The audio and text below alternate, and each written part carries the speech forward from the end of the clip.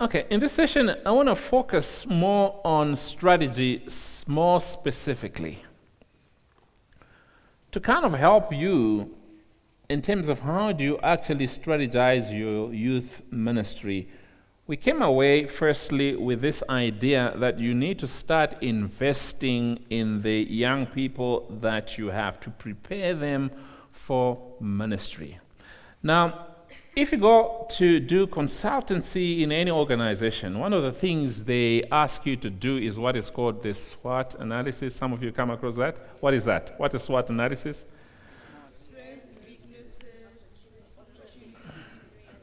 Okay, you've got an idea. Now, most of you don't even do that with your ministry.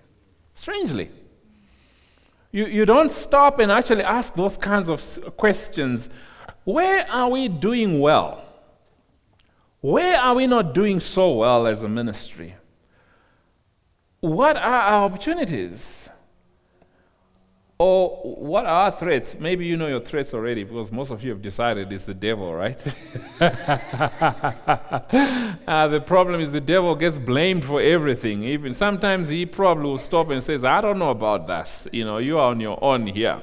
So I want us to do a similar exercise to really see how we can evaluate where our ministry truly is. Because strategy really begins with what are called tensions within our youth ministries. Well, let me explain what I mean by tensions. Have you realized that we are very quick at appointing a committee but not investing in leadership?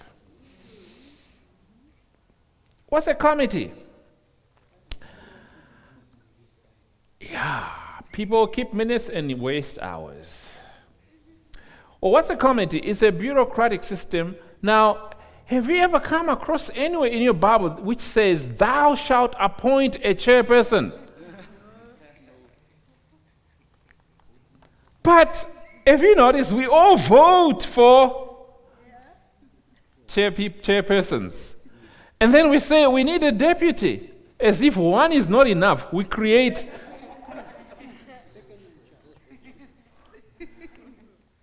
And then what always baffles me is we want a treasurer. And who is the treasurer? Well, your youth group doesn't have money anyway, so what is this guy going to do? Help me, somebody. And then with this treasurer, we also find the guy who is completely clueless with money, and we make him our treasurer. We give him the title, and we say, he is our treasurer. Or what we mean is when we take up an offering, this is the guy who can count. That's a classical definition of a treasurer. Is a guy who can count, dare I say, coins? Yeah, in some book that nobody knows where they keep it. In fact, they have to buy their own scrapbook to do it. Friends, we are not investing in leadership. We are not preparing people to serve. We are putting them in a committee. And you know what's said about a committee? They are the only ones involved, if they are at all. So it almost becomes our bragging rights if you're in a committee because you got something to do. I'm in the youth committee. So what? We are not investing in leadership. We are not preparing our young people to lead, to serve. We're just piling them up in committees. In fact, if we need another ministry, we start another committee. People without capacity. What is another problem? We are so much focused on our program, but never really talk about our product. I asked one youth leader recently, I said, so what's your focus this year? He says, overcoming. Our theme this year is overcoming. I said, what are you trying to overcome? No. The Lord has just put in us to overcome. Overcome what?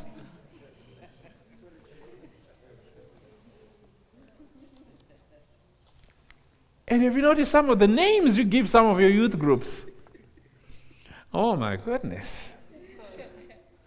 There was a youth group called STAB. I'm like, really? STAB? I don't know where I come from. That's a violent word, right? That's a youth group called STAB. And then another one called Slice. And I said, what are you slicing into? And then another one called the Movers and the Shakers. I'm like, oh my word. That sounds like a pop group, right? The Movers and the Shakers. You're watching too much Muvango, man. We are not processing what is the outcome we want for our youth group. What do we want a young person to look like when they are out of our youth group and they become an adult member of the church? We're just running programs. We're slicing them away and stabbing them as we go. You need to think some of the names you're giving to your ministries because they don't quite cut it. In fact, they are shocking. Then there's another challenge called hype versus health. When you ask young people, in fact, before you even ask young people, you ask the leader, so what are you going to do with the young people? I just want to give them a good time in the Lord. So show me what that looks like. So you get to the youth group, and then when they are pumping it, and they're singing the songs that you make them sing and jumping up and down, and you say, oh, there it is. You've arrived.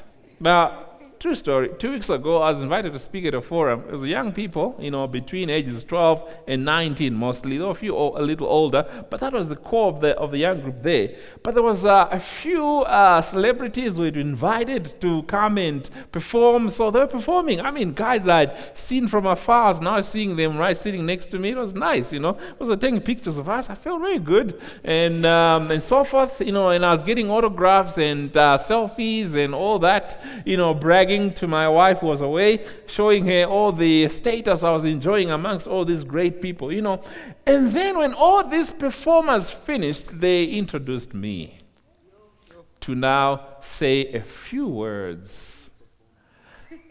As I was rising, they were also rising and leaving.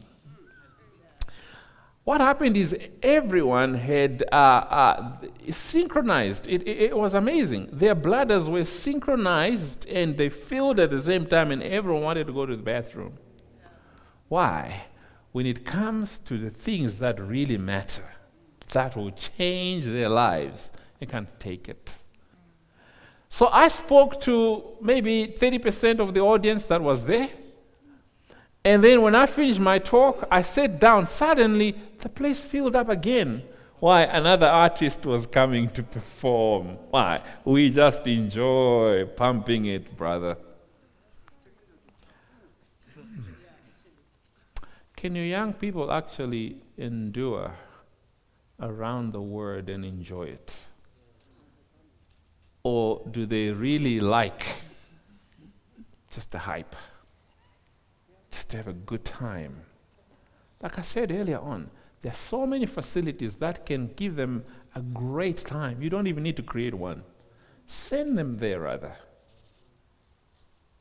Because we're really talking about health. What is health? It's a good word. Equilibrium. It means everything is where it should be and working well. That's health. That's health. When you find a person who is not healthy, you ask them, how are you feeling? Sometimes they can't even tell you what's wrong. I'm just not feeling well. What's wrong with you? I'm not sure. They almost want to hold their head to show you where the pain is, and then they're like, yeah. That's what some of our youth groups are like. Things are just not right. Friends, it's not about hype. It's about health. But we run another challenge. That's quantity versus quality. We like the number game, don't we? So how many people are at your youth group? Wrong question. Completely wrong. In fact, irrelevant. How many young people are living for God and serving Him at your youth group? That's the question. So we like to say, we 1, 2, every Friday you count, eh? You do that, right? And say, we're growing. We're 35 last week. We grew by a massive percentage. We are now 37. Oh yeah, from 35 to 37 is a big jump.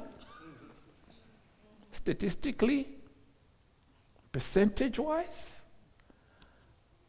But actually, what has changed about the 35 that were there before and the 2 that you're adding to your numbers and enjoying so much is equality. It's equality stuff. My daughter plays netball for a school, and she's played 3 matches now and lost all 3. So she was coming home not so happy. So the last match, I wanted to go watch, but something prevented me from making it, and I can't remember what it was then. So I asked her, I thought they would have won the match. So I said, how was it? Oh, we lost again. I said, wow, what happened? And she says, these people are really playing rough. And we decided to play well. I said, Margot, you won. You won. Really? Yeah. Well, but we lost 11-3. I said, no, you didn't lose anything. They lost their dignity. You maintained it. You know what? I'd rather have 3 than 11 in this case. So what do you have? What do you have? Now, if we're going to showcase one of your young people as a model Christian, which one would you pick from a youth group? Of the lot, the numbers that you have, which one would you say, yeah, that's a model Christian? Which one would you pick? Yeah, I see you looking guilty. It's good stuff.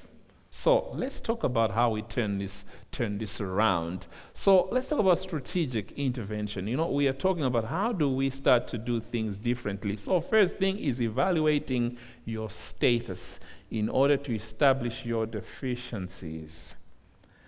Where are we getting it wrong? Where are we getting it wrong? Why? So we can get it right. We can get it right. If you don't ask this sort of question, you will carry on thinking all is well when all is not well. Now, interesting conversation I have with my wife. When I watch her closely, especially when I've traveled and come back and ask her, how are you? She says, fine. She kind of start to list everything that happened and so forth and so on, and what her daughter did, and then things I need to pay attention to, and whatever, that happens, my daughter, and so forth and so on. And then at the end of all this, I'll ask her, so how are you really? Then I start hearing a different story. What does that tell me? You see, first impressions do not always give you the true picture until you really look again and ask again. Have you gone to hospital visiting somebody who's sick? Have you asked them the question, so how are you? What's the answer? So what are you doing in the hospital? Right, you ask them, how are you? I'm fine. I'm like, oh, is that why they gave you a bed? So you got to ask again, so how are you feeling? And then they start, some people are dramatic, start from their toes all the way, my knees, my thighs, my back, and you're like, oh my goodness, at this rate, you might as well be dead. Why? You are really now asking. And you are now realizing this is a bad situation. I had a friend, very, very wonderful friend. We lost him. He passed away a couple of months ago. but his heart was functioning at 21% of its capacity. And we knew that. And so every day we'd ask him, how are you doing? And he said, well, I'm alive today. And that's how we lived with him. I'm alive today. Why? We knew. Oh, the heart is on this side? Okay, I see some of you are kind of confused. Okay, we knew. We knew what we were dealing with. Now, do you know what you're dealing with? Or are you just one day going to get struck by something you know the way it's going to hit you? That's why you need to know what you're dealing with. Again, strategic intervention is about establishing your opportunities and determining how best to take advantage of them. Remember, opportunities exist all around you, but they will not present themselves to you until you take time to ask, what are the opportunities in my situation? Okay. So one of the things you need to do is to go into your community and start to profile the sort of young person who is hanging out in your community. Why? They're the ones you don't have in your youth group. They're still out there. By the way, your youth group needs to exist for those who are not yet. Those who are not yet a part of your youth group, that's the only way it will grow. So you find, what is that opportunity? What do they spend their time doing? How do we engage them to be part and parcel of what we are doing? Again, strategic intervention says investing towards the development of extraordinary skills. Why? When your ministry grows, it's going to need support. Now, you can't support it all by yourselves. Remember, you exist already to invest in the young people so they can serve, isn't it? So part of your strategic intervention is you almost create a leadership capacity for the future, for where you're going. You don't get there and then you start, oh, we now need this. No, you already envision where you're going and you start preparing for that. So look out for those extraordinary skills that you need to develop in the young people around you. And by the way, young people are amazing. They have lots of energy. And they are willing. Very, very much willing. I run seminars like this for young people, and I see they come. We did a pre-run of this program with young people, and for 3 hours they sat just taking it in. They want to be trained. But most of us have dismissed young people and say, young people, they don't have time for this. No, you don't have time. So let's develop amazing skills in them. Again, strategic intervention is about initiating what we call deliverables intended to drastically alter your outcomes. In other words, if you are not doing well, there are things that you are not doing well. You need to change them. Well, here's what I see in most of our youth groups. Most of you suffer from a disease called insanity. Let me define it for you. What is insanity? You're doing the same thing over and over again, but somehow you're expecting different outcomes. Doing the same thing, but expecting different outcomes? No. The same thing will result in the same outcomes. So you start by singing every time. Well, why not stop one day and say, why do we do this? Especially if you don't have good musicians. Oh my goodness. Some of the guys who sing in your churches. Yeah, even the angels run away from your church. I saw a young lady get up in church and says, I want to bless you with my song. I was okay, go ahead. And she blasted us.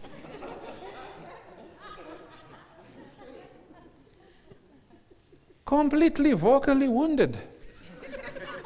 Why do you want people to lead worship if they don't have the gift? Don't do it if they've got nobody. Until you train people to do it, then you do it. So don't sing if you can't sing. There's no verse in the Bible that says, thou shalt sing before thy started youth. What can we do differently? What can we do differently? I found when I was a youth leader, I used to sit with young people and really just spend time getting to know each other, investing in one another, and investing in the Word. That was sufficient for us. When we wanted to sing, we sang, but we didn't do it every week. We didn't need to do it every week. But most of you feel you must sing. And then you sing songs you don't even know, because Hillsong is the latest. And then you want to try it out. No, Hillsong are good at what they do. You're not. Sorry, that's tough, but that's the truth, right? Okay, all right. So Mintzberg says something important. The underlying assumptions about strategic planning are that the future can be anticipated. I like that. It can also be forecasted rather. It can be managed and even controlled. So notice you can anticipate where you're going. You can also forecast. It means you can start to think and process and see that's where we're going.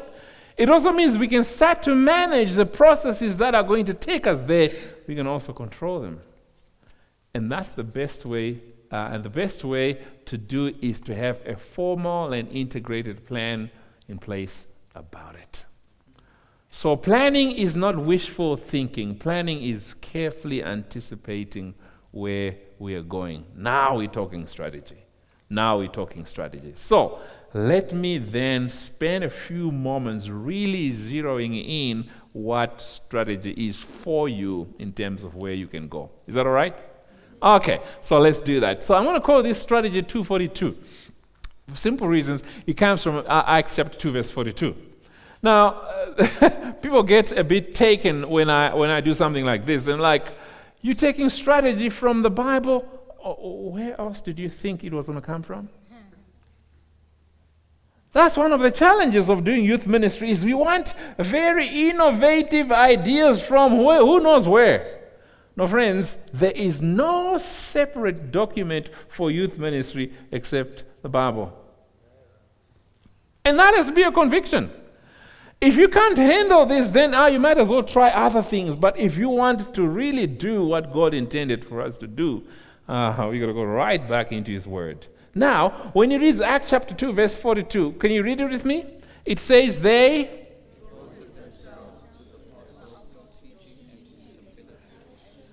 Yeah, you're terrible. Okay, let's just do this together. Okay. So, they devoted and... Okay. Now, the amazing thing, it just says they. It doesn't say some of the adults. They, plural. Meaning, everybody. Everybody. Somehow when you see a scripture like this, we think adults. No, everybody. Everybody did this. Are you cool with that? And no, not easy for you to shift your mind right now and see this as relevant for young people as it is for anybody else. Friends, it is. So I want to extract from that some strategic principles that can help turn around our youth ministries. Are you ready for that? Okay, let's read a little bit more into that verse as we see it unfold a lot more. So can you read that with me? Can you see that? Okay, so they devoted themselves to and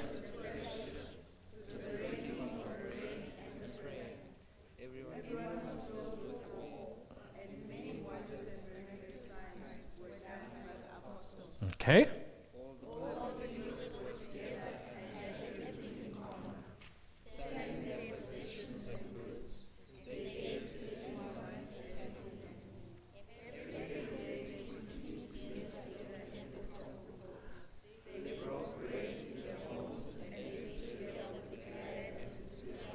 Great. Okay, stop.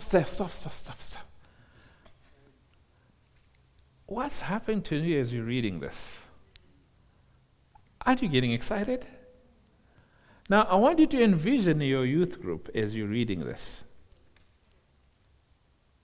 All right? I want you to really put your youth group right in there. Look at the last part. And the...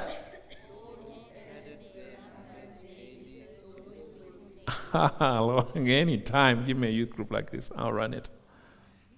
Where daily the Lord is adding to our numbers those that are getting saved. Exciting stuff. Exciting stuff. Okay, so let me help you understand then how we do this. How do we strategize our ministry according to this 242 strategy? Number one, it's four things.